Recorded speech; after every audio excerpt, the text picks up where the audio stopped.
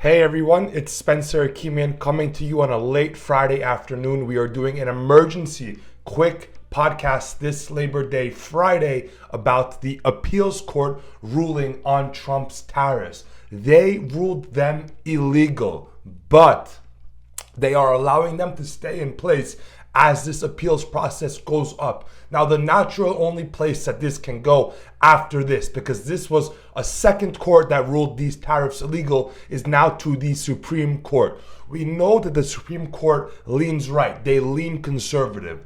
But it remains to be seen whether they will even take this case at all. Remember, in the past, the Supreme Court has not always taken up Trump's cases.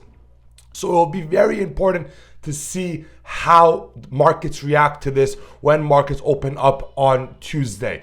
Immediately, Bitcoin rose on the news, and that was somewhat of a good sign for risk assets because as you had Bitcoin rising, you can fairly correlate that to other risk assets like stocks, like corporate bonds, like real estate, etc. So that was the ruling. It came in. It was interesting that it came in at a 5:30 on a Friday. You wonder, was that strategic by the court?